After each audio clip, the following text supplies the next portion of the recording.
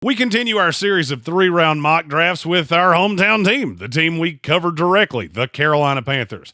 I think this team's headed in the right direction. I like a lot of what Dan Morgan did last year.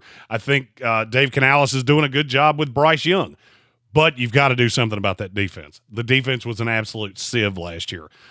Luckily for Carolina, the board has fallen pretty nicely, and there is a player that I absolutely love the fit in this defense. I'll tell you who it is in just a second. I'm Jeremy Green of NFLDraft.net and ESPN Radio Asheville, and this is a 3-round mock draft for the Carolina Panthers.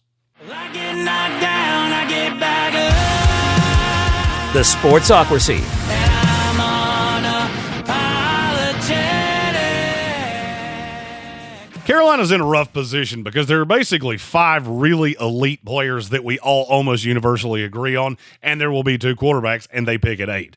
But there is a player that I'm really fond of, and I absolutely love the fit for the Carolina Panthers, and that's who I'm going to take here at 8. Will Johnson, cornerback out of Michigan. Look, cornerback was a problem last year for Carolina. This team played zone at one of the highest rates in the NFL. And I'm not going to lie to you, I don't know if that's because they wanted to or because they had to, but they played a ton of zone. Over 74% of snaps last year were in zone. If you have any qualms about Will Johnson, I can guarantee you they're not in zone coverage because he has been elite at that over the course of his career. The biggest knock on him is that he's not super straight line fast, and he regressed pretty much every year at Michigan. His first year, he was an absolute star, one of the best corners in the country. Last year, he was pretty good. This past year, he was hurt, and I don't give a damn what anybody says. That affected him. You look at that tape from USC and tell me this kid's not an elite corner. I think he and J.C. Horn would combine, if J.C. can stay healthy, to be one of the better cornerback duos in the league. And you get back Derek Brown, that helps the front 7, and I'm going to give you another piece in that front 7 here in just a minute. Carolina is super cap strapped, so they cannot bypass high-end players, and I feel like the best player on the board at this point at 8 also happens to fill a need, and it's Will Johnson, cornerback out of Michigan. Another piece of this defense that has, well, it's been a problem, is the interior. And a player that I see as a great solution to that, Deone Walker, defensive tackle out of Kentucky. We take him right here at 58. This kid is an absolute tank.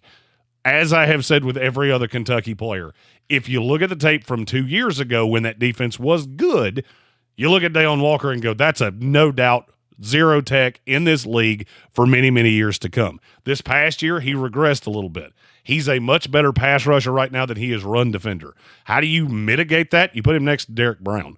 I think those two would be 2 of 3 pieces for the long term for the Carolina Panthers up front. Then you have to really worry about pass rusher.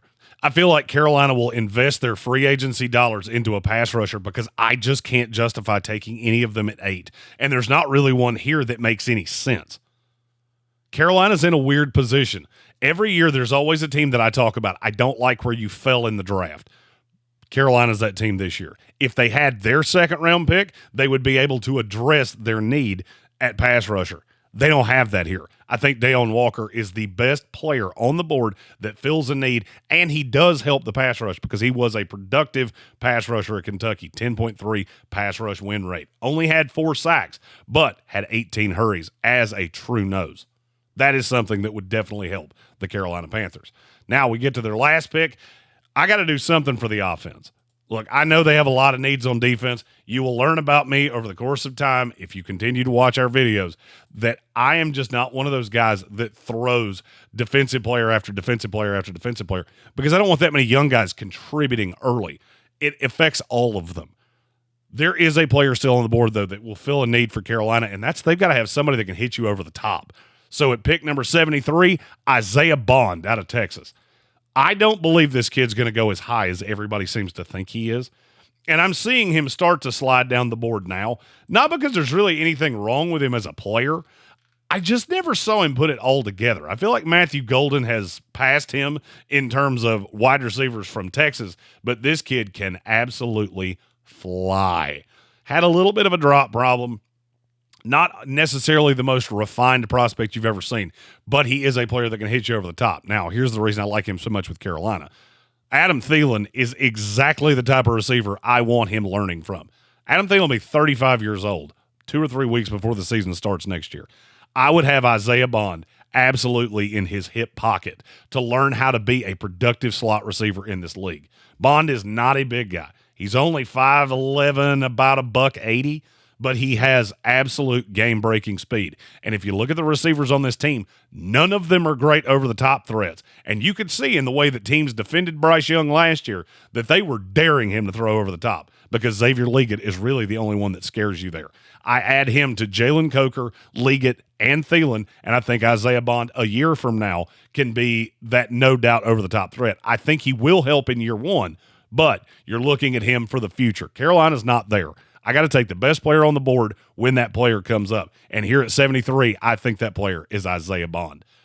I didn't get Carolina a pass rusher. The board just didn't fall that way, and I don't tend to like to overdraft guys, especially when an elite prospect for me, like Will Johnson, is on the board. So what do you think of these picks? Do you love them, hate them, just want to call me a big mulleted dipshit? Feel free to do any of those things in the comments. I answer all of those. If there's a player you would like to hear why I didn't take them for the Panthers, how I think they would fit with the Panthers, you can comment all of those things as well. Be sure to like this video, subscribe to the channel for all of our content. We're pairing all of our things together. The Sportsocracy, our ESPN radio show, and our new project, NFLDraft.net. They've combined into one to be your one-stop shop for all things NFL Draft. Next week, we're at the 2025 NFL Combine from Indianapolis, Indiana, and then it's a mad rush to the end of April, 2025 NFL Draft in Green Bay, and we will be there live all 3 days, all 256 picks, and we'll bring them to you live on Radio Row in Green Bay, Wisconsin.